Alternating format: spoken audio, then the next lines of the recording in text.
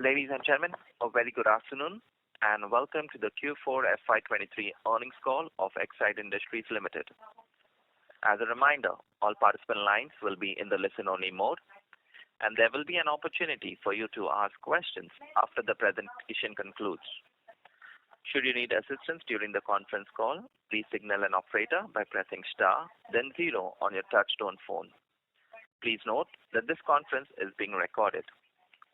I will now hand the conference over to Mr. Aditya Jhawar from Investec. Thank you, and over to you. Ryan. Good afternoon to you all. From Exide Industries, we have with us MD and CEO Mr. Subir Chakravarti, Director of Finance and CFO Mr. Ashish Kumar Mukherjee, and Head Investor Relations Chavi Agarwal. Before we proceed, here is a disclaimer for the call. Few statements by the company management in the call made will be forward-looking in nature, and we request you to refer to the disclaimer in the earnings presentation. We will start the call with a brief opening remarks and from the management, followed by Q&A session. I would now like to invite Mr. Subir Chakravarti for the opening remarks. Over to you, sir. Thank you, Aditya. Good afternoon, ladies and gentlemen, and a warm welcome to everyone.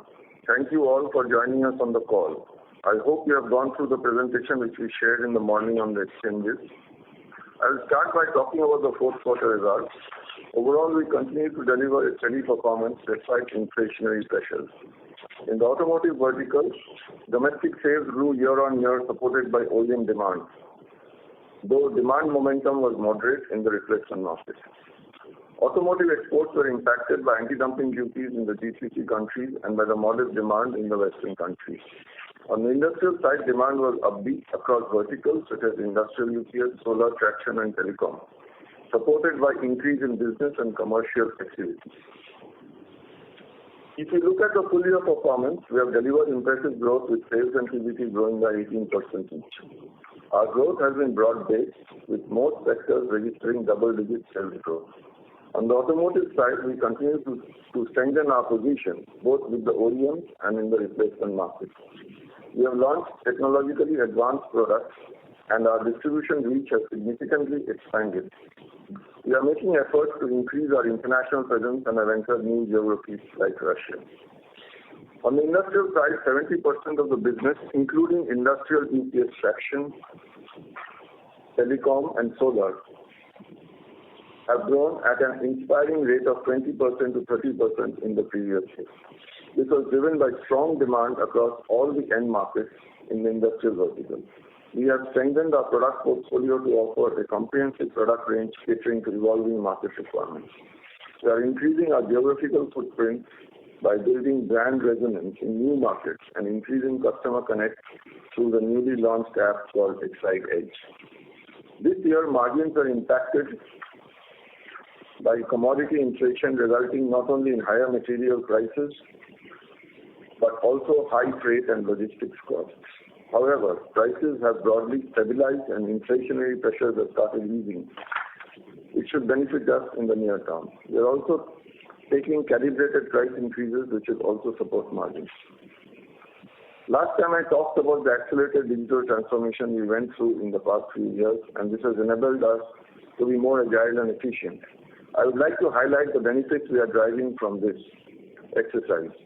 In the automotive vertical, now we have more micro-market level visibility and hence sharper deployment of strategic initiatives.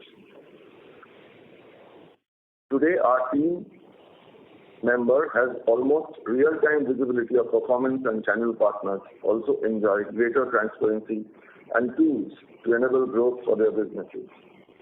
In the industrial vertical, we are better able to connect with customer and understand their requirements through the digital app Industry 4.0. Initiative has digitalized production processes in factories and information is available on a real-time basis. Further, all processes are more streamlined and we have been able to lower fixed costs.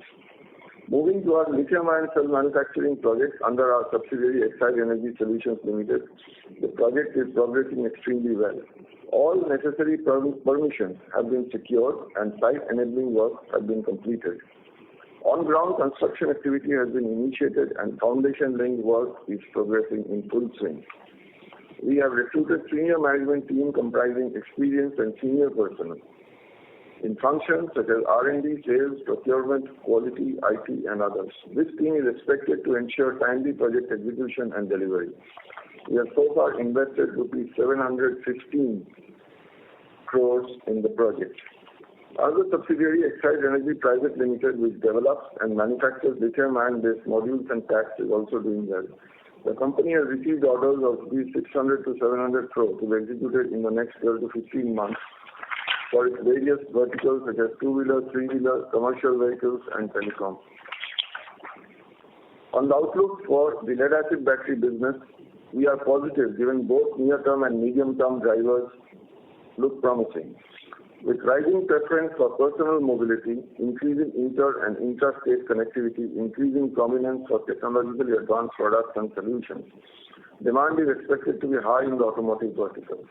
Increased government spending on infrastructure development and increasing business activity is keeping order inquiries high in the industrial vertical. We are continuously evaluating the market scenario and working towards introducing products which cater to changing industry requirements. Our balance sheet is strong with zero debt equity and our cash flows are positive. This places us in a strong position to tap new opportunities. With this, I close my opening remarks. We will now be happy to take your questions. Thank you. Ladies and gentlemen, we will now begin the question and answer session. Anyone who wishes to ask a question may press star and 1 on their touch-tone telephone. If you wish to remove yourself from the question queue, you may press star and 2. Participants are requested to use handsets while asking a question. Ladies and gentlemen, we will wait for a moment while the question queue assembles. Our first question comes from the line of Jinesh Gandhi from Motilal Oswal. Please go ahead. Hi, sir. Can you talk about for FY23 broader growth for the key segments, replacement, OEM, and industrial and exports, how they would have grown in FY23 full year? Sorry, I could not get your question. For full year FY23, what would have been indicative growth rates for automotive OEMs, automotive aftermarket, industrial segment, and exports? FY23, we have already said that we have grown at 18% for the whole company, and the growth rates have all been in double digits across verticals. Okay. Got it. And second question pertains to the replacement market growth. So, are you seeing any pickup in the replacement market, given that it has been moderate for some time now, both on four-wheelers as well as two-wheeler batteries? Yeah, there is some momentum in the replacement market as well, and we hope that this year should see a full pickup of the replacement market post the COVID scenario. Okay. You expect good growth in FY24 in replacement as well? Yes. Got it. And in the presentation, you have talked about margin initiatives which we are taking to improve margins. So, can you highlight what kind of margin expansion and what are the level of margins you would be comfortable with where we are today? See, we have been working on two fronts. One is the digitalization initiative which have been taken, which has certainly given us more visibility across all costs, both in the factories as well as in the corporate. And besides that, we have also undertaken cost optimization measures in a very major way, particularly in our factories, which should result in margin expansion in the coming quarters. Okay. So do you expect it to go back to mid-teens margins, or it should be much lower than what we are doing in the past? We should certainly see significant improvements going forward. Okay. And you indicated for lithium-ion project, we have invested 750 crores so far. 715, not 756. 715. 715. Okay. And any guidance for capex for the lead-acid batteries for FY24 and for lithium-ion also for FY24? Mr. Mukherjee will answer that question. See, for lead acid business, we have to spend about 500 to 600 crores because, and for lithium ion, of course, we are in the process of placing the orders for the equipment and all that. So this will come in due course of time, maybe late FY24 or in 24-25. So accordingly, it will be spent because out of the total phase 1 expenditure of around 4,000 crores, this is part of that. Okay, got it. Thanks. I'll come back in queue. Thank you.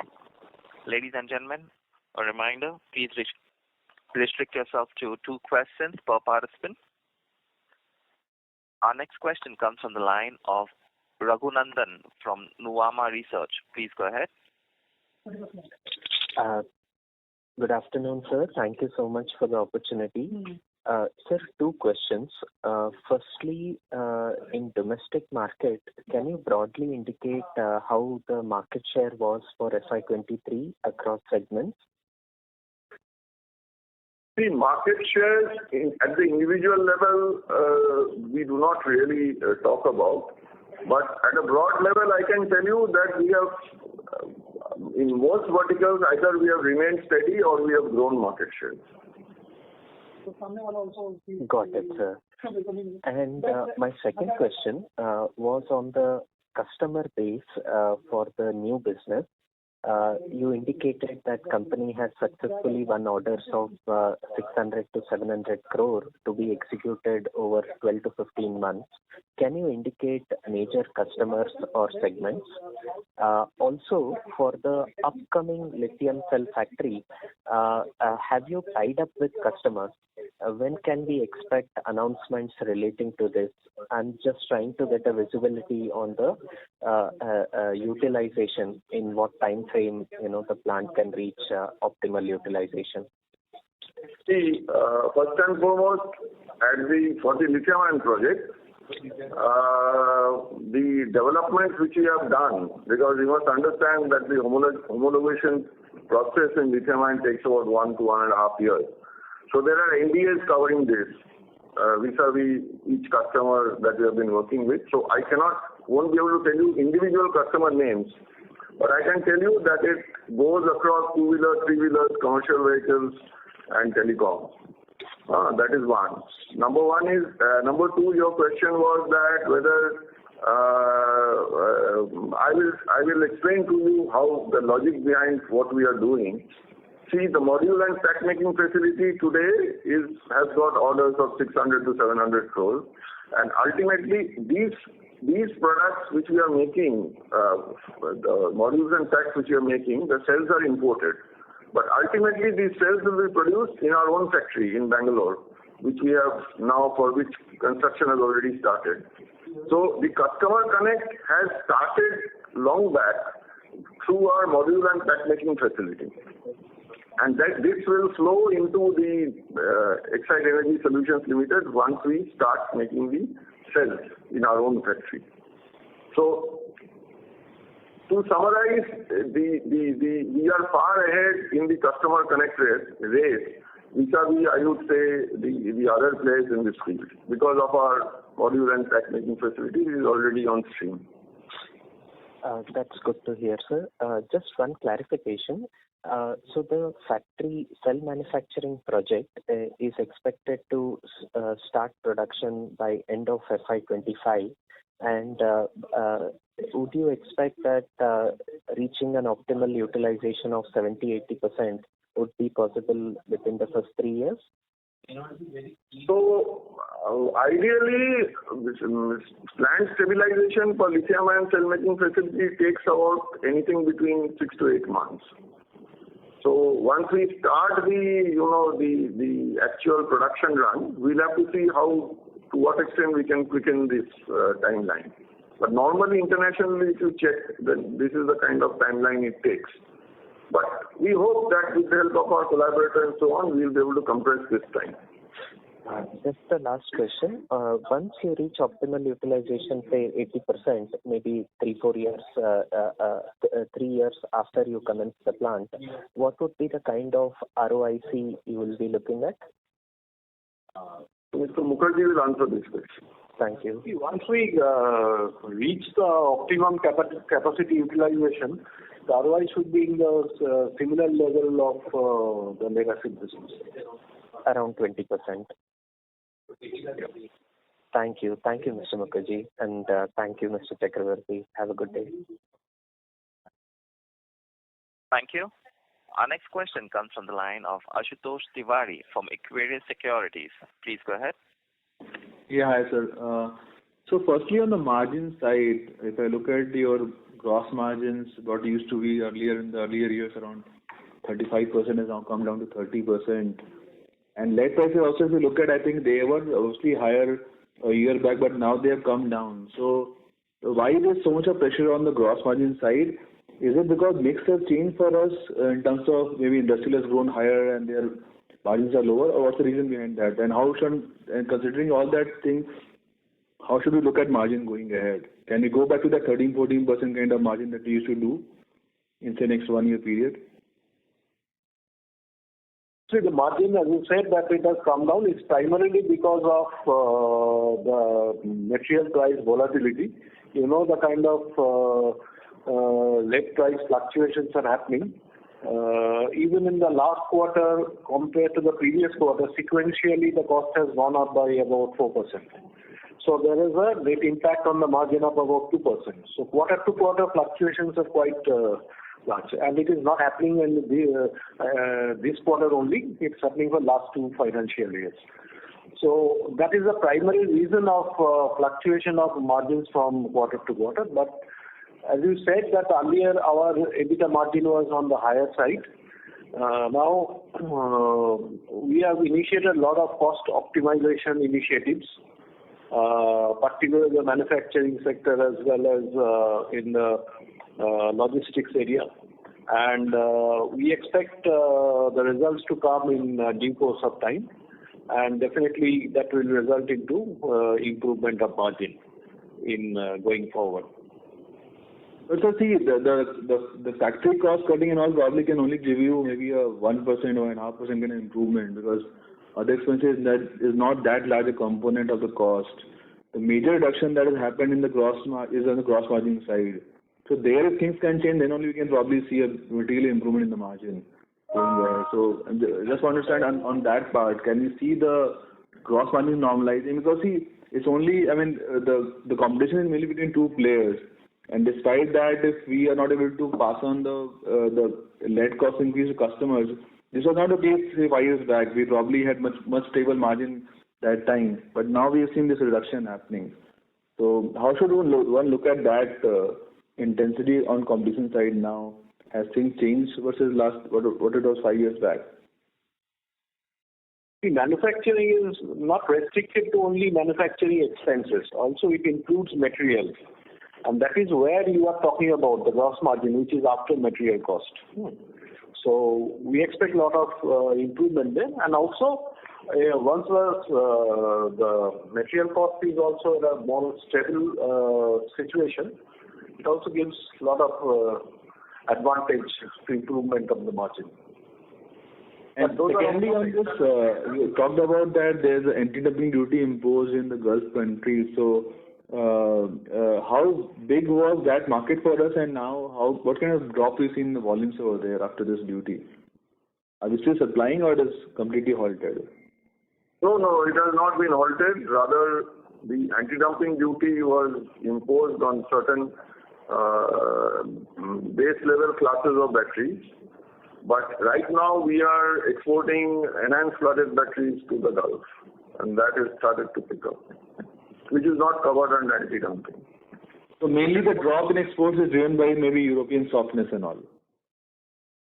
Is that correct assessment? Pardon?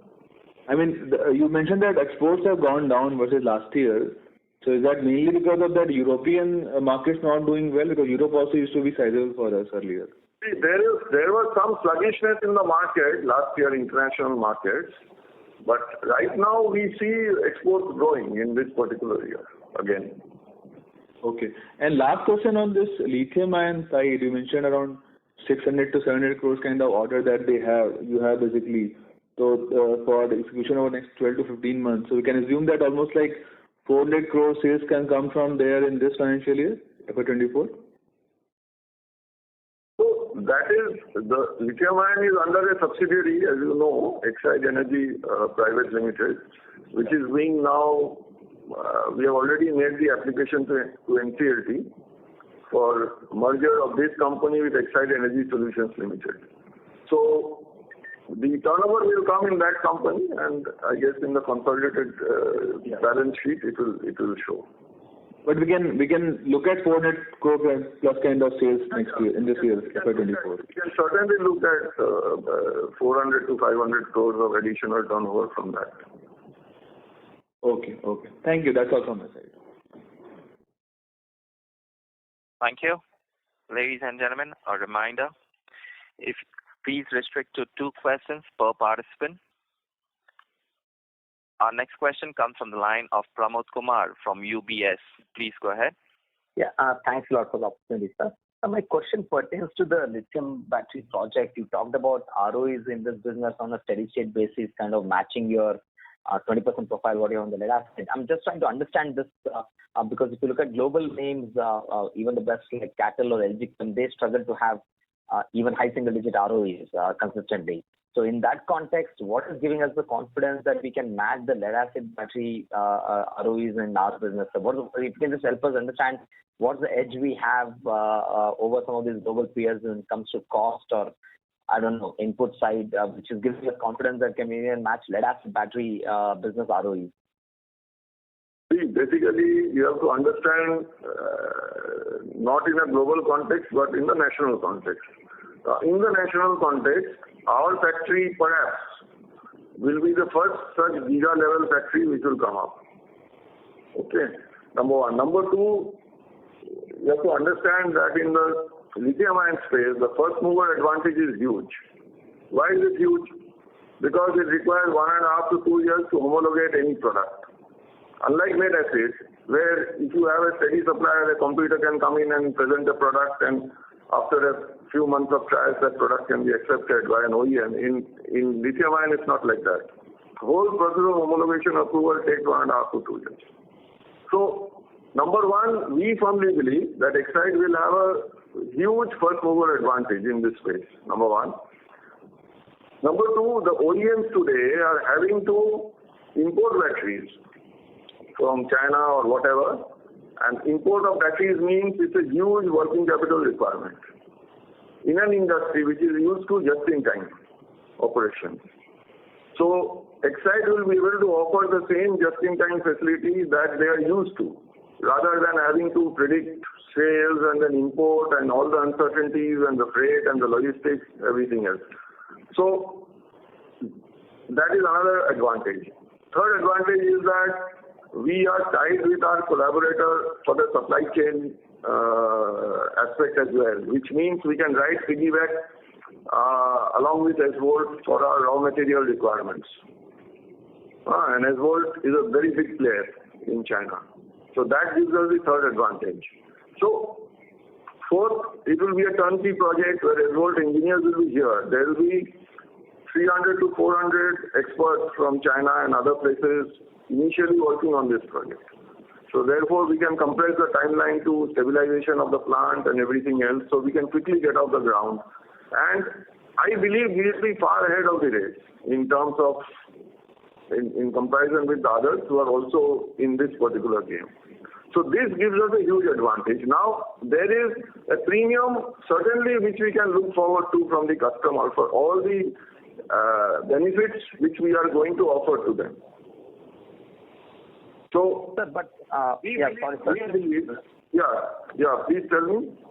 No, sir, I'm just trying to understand because a lot of the companies, large OEMs, are already importing lithium cells from LG Chem or Cattle. That's what I'm trying to tell you. The people who are importing the lithium cells, they are having to suffer all these issues right now. Sir, but even we will be importing the cells initially, right, for the foreseeable future? No. We are not importing. We are going to make these cells. by 25 end, you mean? Cell manufacturing plant. So we want to make cylindrical cells, make prismatic cells in our plant with LFP NCM chemistry. So therefore, which caters to a very wide portfolio. And we are already supplying with those same formats to the module and pack making plant presently. So all these will translate into definite advantages for us in the medium and long term. Fair enough, sir. And amongst the customers who have placed orders with you, is there any tier 1 large OEM who has placed order within either in the two-wheeler space or in the three-wheeler space? So there are multiple OEMs who have placed orders with us. Not only OEMs in two-wheelers and three-wheelers, also in commercial vehicles and telecom. Yeah, that's what, because the electric vehicle OEM space itself is quite wide. You got like 500 brands of EVs in India. So I'm just trying to understand the profile of the customer. Is it we are talking about tier 1 names like say Ashok Leyland or a Mahindra or a Tata in the SUV space or a Hero or a Bajaj? I'm trying to tell you that we will not be able to name specific customers because there are NDAs associated with this development. But yes, it covers a lot of well-known OEMs in this field. Fair enough, sir. Thanks a lot, sir. And we are working with many more today because there is nobody else, because the OEMs understand the readiness of our project. So there are many OEMs today who are already working with us in trying to, in order to ensure that their customized products are developed and ready. Fair enough, sir. That's great to hear and wish you all the best, sir. Thank you. Thank you. Our next question comes from the line of Siddhartha Bera from Nomura. Please go ahead. Yes, sir. Thanks for the opportunity. Sir, first on this next charge order, so are we already booking any revenues in the last quarter or this entire order is incremental which will come up in the coming year? So we have booked a certain amount of turnover in the last financial year, but this is the first year where there will be sizable operations. Okay, and would it be possible to highlight the margins for this order? Will it be at the company average or it will be different? So specific margins we won't be able to highlight, but these are modules and packs are being made with imported cells. So you must understand one thing, in this entire value chain, 70% of the value lies in the cell making and only about 30% lies in module pack and the rest of the other items. So right now when we are importing the cells, we are missing out on the 70% of that value chain, which we will enjoy once our own plant comes on stream. Got it. And in terms of the cells, sir, I mean, would it be possible to highlight the cells like we are now importing from China and when you make in India, how much will be the difference in the dollar per kilowatt hour, roughly? As I have told you, 70% of the value chain is in the cell making activity. So, and these prices, as you know, internationally they go up and down based on the commodity prices. So, essentially, you can understand that's the motivation to get into cell making because then you begin to enjoy that 70% of that value chain. Okay. But possible to highlight how much cheaper can we expect if we are making in India or that? So how much means it's very difficult to tell you in terms of dollars because it's a multiple cell chemistry plant. It's a multiple format chemistry plant. So it depends which specific cell you are talking about. It will differ from cell to cell. And in any case, it is too premature at this stage. Once the plant gets under operation, then perhaps one will have a better visibility. But all that I am trying to tell you is, against importing the cell and making the cell, there is a huge difference. Thank you. Our next question comes from the line of Binay Singh from Morgan Stanley. Please go ahead. Hi, team. Thanks for the opportunity. Just continuing on the earlier question, if one were to think about the competitive edge that Exide will get in the next 2-3 years from the lithium facility, fair to assume that the first one will be cost, that a cell made in India will be substantially cheaper? Because broadly, your customers will have three options, right? Either they import like everyone is doing today, or they go to the PLI players where they get an additional incentive which Exide does not get, or they come with Exide. I do understand that, like Xvolt is, is a credible player and you have a lot of technology support over here, but just any sense in terms of the competitive edge that, if you could quantify any numbers that broadly, just so that, for us to get more insight into the competitive positioning of Exide versus these PLI players and importers. See, the people who qualify for PLI. You can find out where they are in their manufacturing process. If you do that, I don't wish to comment on others, but if you do that, you will understand where we are vis-a-vis the others. So, who are the people who qualified for PLI? Rajesh Exports. Have you heard of them? About their plant, where they are making, what is the technology? So, likewise, if you go through the list, you will come to know who are the players and what is their state of readiness at this point in time. All that we are saying is that perhaps, although one cannot say for sure, perhaps we will be the first giga-scale multi-chemistry, multi-format plant in operation in the country. We have already started construction of the plant.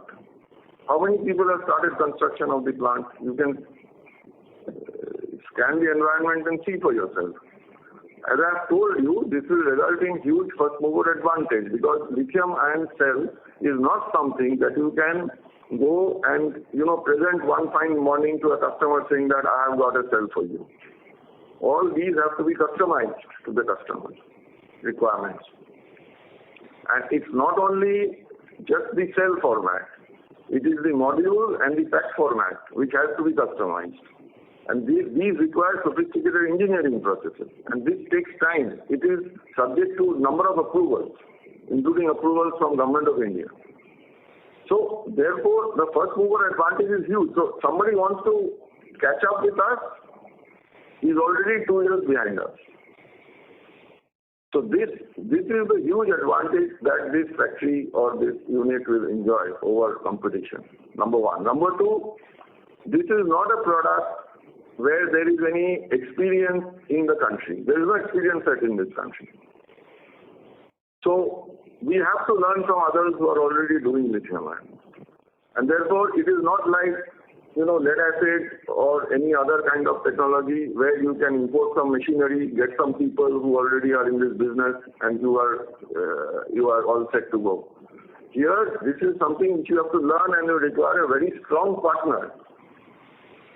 And we believe we have got a very strong partner with us. And if you again scan the environment, you will see many of the players who are talking about this project are still scanning for partners. It's not easy to get a partner. So we have already got a very strong partner, and we have at the point of ordering out the machinery. So we are well ahead in this stage. This is what will give us the competitive advantage. And so, if you look at the Xvolt's customer profile in China, they're working with all the major EV players, passenger car EV players. But in your commentary, you were talking more about two-wheeler, three-wheeler, and CVs. Is that more because you're talking about next charge, whereas I assume that passenger car will be a big focus for this facility, right? See, we have started this project with NextCharge 3 years back. But now NextCharge will get merged with the main unit, which is Exide Energy Solutions Limited. It's all one composite company. So it is this experience with NextCharge which has given us this head start. Because please understand, this is not a product, again as I said, there is no experience set in this country. Unless you actually dip your feet into the water, you don't know what it is like and how deep that water is. So because we started with NextCharge 3 years back, we got the time to understand what this business is really all about, who are the players, what are the constraints, what are the issues that we need to address, which gave us this advantage. Now somebody wants to start from today, already 3 years behind us. Because we know what the time it takes to understand this technology, because there is nothing available in the country. Correct. So, but fair to assume that even passenger car companies, though a lot of them are doing their own thing in India on lithium side, but that is also a target customer for us for this facility, right? You will be... Certainly, there will be some major OEMs who may decide to set up their own plant for lithium-ion manufacturing. However, this is not their core expertise. Making batteries is not part of the core expertise of any automotive plant. Certainly, some big companies may decide that, okay, we will, invest in that and develop that expertise. But there will be many companies who will not want to get into it. Number one, it is not part of their core strength. Number two, this is a very, very capex-hungry project. It requires huge capex, 70 to 80 million US per gigawatt hour. Now, an automotive company will need to have very deep pockets to really invest in this. On the other hand, if you look globally, there are many models which are, in existence today. Some have decided to get into it, like Tesla. But there are others who have tied up with battery manufacturers, in terms of dedicating one line for their requirements and stuff like that. So all kinds of models are in place. Now, I firmly believe that all auto companies in India will not have the appetite to get into this. It is a very different kind of technology, very different kind of expertise from what they already have. So many of them will want to tie up. And certainly there are many companies which will not have the appetite for this kind of capex. So I think that a pure battery manufacturer like us will have a substantial role in this growing market. And sir, lastly, just on raw material sourcing, I recall there also you have a tie-up with SWOT, right? Because that's going to be another big thing as all these plants come up. So this is important because, if today lithium-ion plants are of the order of 30 gigawatt hour, 40 gigawatt hour. So you require scale to be able to actually command reasonable raw material prices for yourself. And our advantage is that we will ride piggyback on SWOT's supply chain. So that gives us another edge in this market. Today, if you just on a standalone basis set up a 2 gigawatt hour plant, you will not enjoy those raw materials. The same raw material pricing as somebody who is buying, let's say, 30 gigawatt hour. So all these factors, I think, together point to a certain advantageous position for our project. Right. Great. Thanks for those answers. Thank you. Our next question comes from the line of Vibhav Zutshi from JP Morgan. Please go ahead. Yes, good afternoon. Thanks for the opportunity. My first question is on the lithium-ion side. So you mentioned in the past that in phase 2, you will likely also consider blade chemistry, for passenger vehicles, which is, I think, not going to happen in phase 1. So just also want to try to understand, potentially by 2027-28, how are you also preparing for, say, the rise of, advanced chemistries like solid state, sodium ion? Do you have the optionality to integrate that, or would that potentially come later in phase 3 or later on? Right now, there are many technologies all over the world at various stages of development. There is sodium ion, there is metal air, there are various kinds of things. Now, in terms of scalability, today, lithium ion is the only technology which is scalable. Others are at various stages of development, and I'm sure in course of time, many of these technologies will become scalable. Okay, so why we are not looking at other technologies right now is because none of these technologies, in our opinion, are scalable at this point in time. Are we open to look at alternate technologies in course of time? Sure, yes. We can look at it provided something really crops up on the horizon. Number 2, within lithium ion also, there will be many developments which will take place. And certainly we will look at each of these developments and see whether it fits in with our requirements or not, or with the requirements of our customers. And we will certainly at that point of time take a decision on this because no technology remains static. Even lead acid is not static. Lead acid is also developing in every way. So therefore, there is no reason to believe that we will be static with respect to whatever we are starting off. This is just a starting off point. And the manufacturing, you see, the machinery is largely the same. What changes will be in the recipes. So the manufacturing machinery, basically calendaring machines, ovens, so on and so forth, they will not go through any drastic change. But the recipe, yes, the recipe will change with time. Got it. And when I look at your presentation, it looks like you've revised your lithium-ion demand forecast versus the last presentation that you posted in 2022, and it looks like the increase is broadly on the stationary side as well as slightly on two-wheelers and three-wheelers. So is the outlook looking more positive on the stationary side for lithium applications? I just wanted your thoughts on that.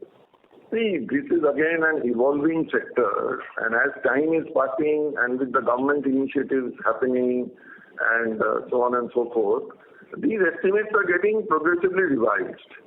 So all the revisions that I have seen are on the increasing side. It is not on the reducing side. So now, with time, I'm sure these estimates, initially it was thought that it will be 100 gigawatt hour total requirement by 2030. Now I'm seeing estimates of 150 gigawatt hour, and there are some positive estimates which are double this number. So it is all little bit of guesswork at this point in time. All that I can tell you is that there is genuine interest now from all the manufacturers, and both on the mobility as well as on the stationary side, because most of the players have realized that they cannot depend only on the traditional technology at this point in time. So if you ask me what the world will look like, you see, India is today growing, or we have aspirations to go from $3.1 trillion to a $5 trillion economy. If we are able to grow anywhere close to that, I'm sure there will be increasing demand for energy, because without energy you cannot grow. And it is impossible for any one kind of chemistry to be able to satisfy this requirement of energy.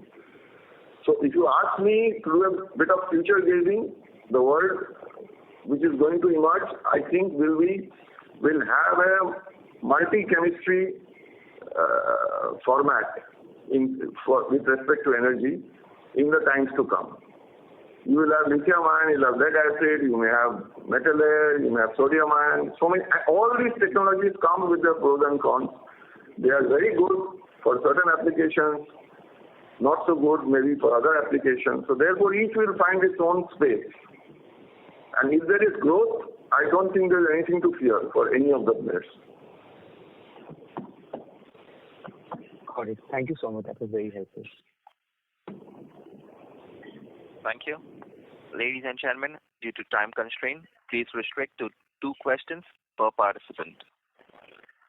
Our next question comes from the line of Prateek from Nippon AMC. Please go ahead. Yeah. Hi, sir. So is it possible for you to share what kind of realizations per kilowatt hour we would fetch once the plant gets commercialized? Realizations depend on, actually they are all linked to the raw material pricing and the situation. And as you know, it keeps on varying. So it's too early now to get into that exercise. Maybe 1.5 years down the line, one will be able to give a better visibility. All that I can say is we will be as competitive as anyone in the world, because we are getting a world-class plant which is going to be, initially on a turnkey basis, it will be run. So there is no reason to believe that we will be not as competitive as anyone else in the world. That's helpful, sir. Sir, and in terms of when you benchmark your cells via S4 versus other competition, how would you stack them? Are you right up there with the other competitors? We believe that we will be able to, based on whatever discussions we've had with the customers, strongly believe that we will be able to satisfy the requirement. These are all customized to customer requirements. It is not a question of which is better or which is worse. Each customer, it has its own requirements. They want a certain energy density, they want a certain kind of feature, and so on and so forth. So if I were to ask you the other way, sir. Based on our discussions, we do not feel in any sense that we are at a disadvantage. We are able to reach whatever we have decided in terms of product portfolio. We would be able to satisfy the customer requirements which are emanating as on date. So fair to say you have a very good conversion rates with the customers whom you are having a discussion. Sorry, I did not get your question. No, I'm saying in terms of converting them from, getting firm orders from them in terms of conversions, once you give your products to other sales, should we assume a very high conversion rate? You are saying that whether these discussions will result in orders? We already got 500 to 600 crores of orders. No, I know. I was asking for sales.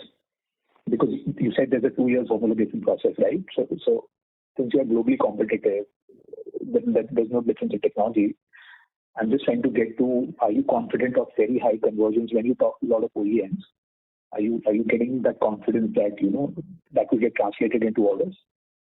Yes, that is what I was trying to tell you. Many of these conversations today have resulted in these orders which you have already declared in our note. 500 to 600 crores of orders. These orders have resulted from these discussions, and more discussions are ongoing at this point in time. We will be supplying cells, imported from Exide and from others, and those cells will ultimately be manufactured in our own factory. So it's like a startup to our entire project. Got it. And lastly, in terms of technology within lithium ion, sir, who would do the R&D? Would you depend on SVOLT for giving you the technical capabilities, or you yourself will have to set up an R&D plant in India? We have got our own R&D already set up. Our Chief Technology Officer, she has spent decades working in General Motors. So she's our Chief Technology Officer. We have sourced people from all over the world for this plant. People with experience in lithium ion, and we will be having our own R&D setup, our own pilot lines. So it will be a full-fledged operation. It's not a question of permanently depending on anybody. Thank you. Our next question comes from the line of Deepak Jain from Enam AMC. Please go ahead. Hi, sir. Sir, I have one question. We have seen lithium carbonate prices come down by 40-50% recently. Now, in that scenario, theoretically, the battery prices imports may also become cheaper. And also on a long-term basis, we have seen, battery costs have come down to, I think, $150 per kilowatt hour. So if prices of the battery imports come down, don't you think the return ratios of the project, which you are saying that it will be in line with the company average, that will be impacted, and also we don't have a PLI, benefit? See, the battery, first of all, please understand what is this PLI all about. PLI is not something that will remain forever. Considering, even if you have to imagine that somebody has got PLI, then that PLI actually is a fixed time format incentive which has been done by the government of India. And I do not see any of the plants anywhere close to state of readiness that we are in at this point in time. In fact, many of them don't even have tie-ups. This is a matter of 4 or 5 years if they are able to really put up a plant and then derive those advantages. So we are not that bothered about PLI at this point in time. As far as the rest of the things are concerned, if import prices come down, import prices will come down only if the commodity prices come down. In which case, we will also enjoy the same advantages, number one. Number two is, in a situation where domestic manufacturing is going to start in India, certainly Indian government, requests can be made to them to look at the duty structure. After all, the government is fully committed to encouraging domestic industry. And our Honorable Prime Minister has been talking about Atmanirbhar Bharat. So if a lithium-ion plant comes up of gigawatt scale in our country, I'm sure the government will look at it very favorably. Okay. So what is the royalty agreement with Asphalt? Anything you can share? It's a technology license agreement. The way it's got a fixed fee and a certain percentage on sales. So there's nothing special or unique about it. So we can imagine 4-5% as royalty, just ballpark. I'm sorry, we don't discuss specific royalties or percentages. Okay, of our sir. technology agreements. Thank you. Thank you. Our next question comes from the line of Kapil Singh from Nomura. Please go ahead. Hi, sir. Sir, there were some news reports that FAME might not get an extension. So, in your base case in the presentation, I see that you have even talked about FAME extension. So, would this, the orders that you have got, do you see some kind of risk to that going ahead? Because, mostly the benefit of FAME is there for two-wheelers and three-wheelers. Unfortunately, it's coming a little. You are talking about which orders? The orders you have got for next charge? Next charge and also the future, orders that we have for battery cells. So you are saying the risk is because of what reason? So basically, there are some news reports saying that FAME might not get an extension. And therefore, if the prices of two-wheelers and three-wheelers were to rise, two-wheelers currently get roughly about 50,000 rupees per vehicle. I've understood. You're talking about the PLI for the two-wheelers. You're talking about the PLI for the two-wheelers and three-wheelers, right? No, it's the FAME scheme, the FAME benefit which is there. Sorry, which scheme you are talking about? If you just make it clear, please. What I'm saying is the FAME scheme which is there, if it is discontinued, yeah. Are you talking about paints? PAINTS? No, FAME, FAME.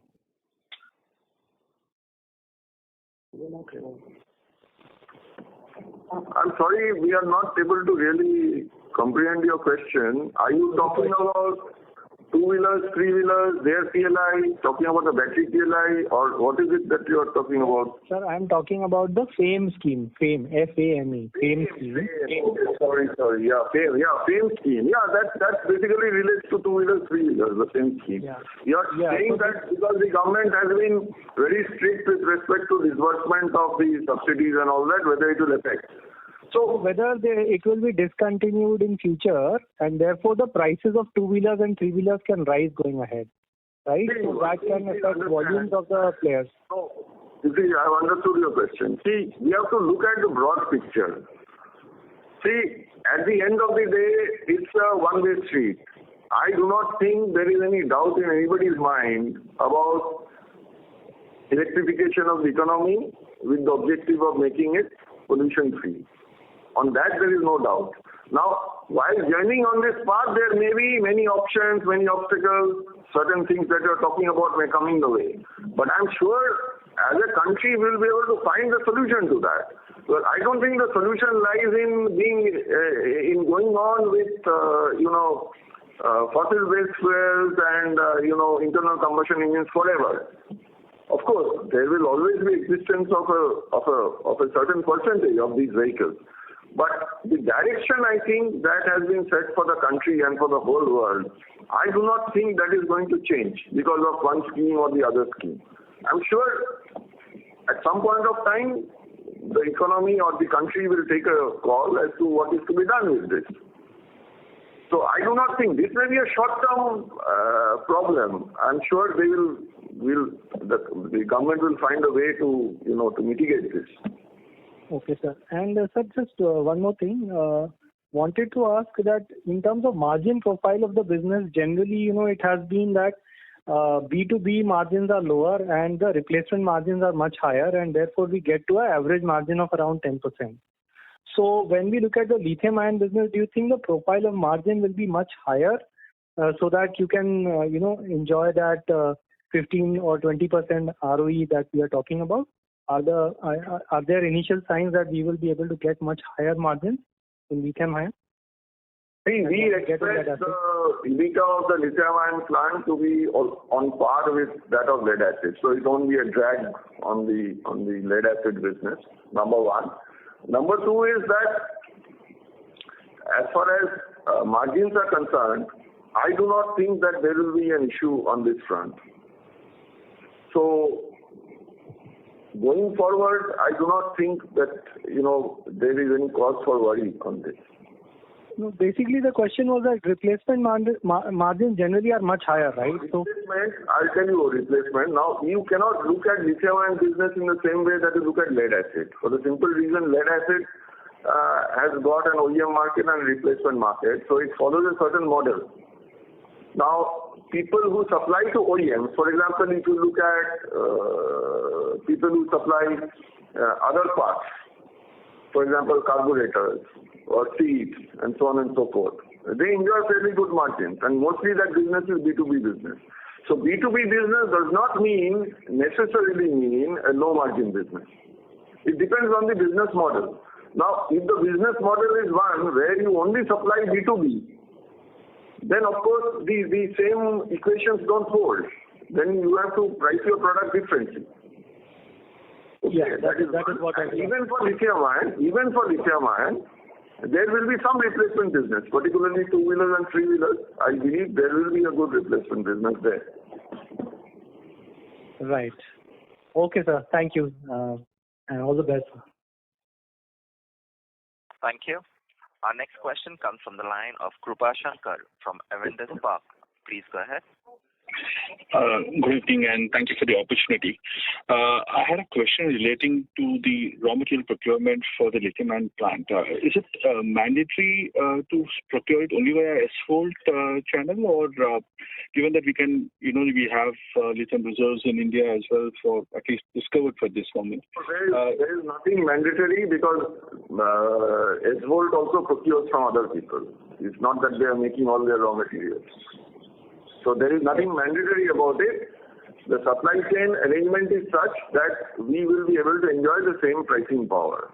Now, if we get a source in India which is acceptable from the point of view of quality and which gives us a better price, certainly we will consider that. There is nothing mandatory in the agreement which states that you have to procure from a certain source. Thank you.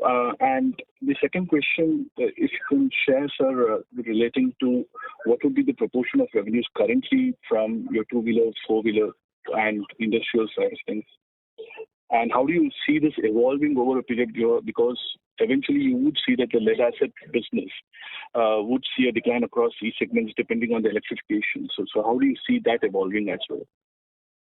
So, as I said, if India continues to grow at this rate and we reach a $5 trillion economy by the time 2028 or so, there is no reason to fear for any chemistry, any energy chemistry, because the growth will be such and the requirement will be such, it will be impossible for any one chemistry to be able to satisfy the entire requirement. Number one. Number two, all chemistries come with their pros and cons. So if you ask me, I do not see lead acid disappearing. Lead acid will very much remain. Why will it remain? Because there are many segments where lead acid will be the battery of choice. Even for EVs, it is not all lithium ion. Every EV requires one auxiliary battery, which is lead acid battery. Why is it lead acid battery? Because lead acid battery is not only cheap, it actually technologically solves that requirement very well, which is the auxiliary requirement. So lead acid battery is not going to disappear, number one. Other chemistries are going to emerge, and ultimately we will see a multi-chemistry format in our energy space. That's the way I look at it. So there is nothing to fear for any chemistry if India continues to grow. The problem will be if India does not grow, but I do not think that is an option which we are looking at this point in time, anybody. Sure, sir. And regarding the proportion of contribution from two-wheeler, four-wheeler, and industrial, can you just share? If you look at electrification, then two-wheeler is a low-hanging fruit. Why is it a low-hanging fruit? Because you can actually charge it in your house. You can open that battery module pack unit, take it to your house and charge it. It's easy to charge. It's a small battery. Now, as the battery, gets bigger and bigger, then you require formal charging stations and so on and so forth, which are not yet fully developed in our country, but I'm sure in course of time that will also take place. Now, starting two-wheelers, obviously, we will see as a low-hanging fruit. Now, intra-city buses, they also provide a certain facility which makes it convenient for them because they do their round and go back to the depot. So depots can have either battery swapping stations or battery charging stations. So it's easy to do that, and that's why we see many road transport undertakings. Intra-city buses are getting electrified. Then you have the three-wheelers. Three-wheelers already a lot of them run on lead acid. It could also run on lithium ion. Again, it's possible out there. In the telecom sector, yes, certain applications, 5G and so on and so forth, there is a case for lithium-ion batteries. So similarly, there will be many last-mile delivery vehicles, and also the taxis which fly within the city. There is a case which may be possible to make out for lithium-ion. So certain segments will obviously be the first mover in this exercise. Certain segments will take time.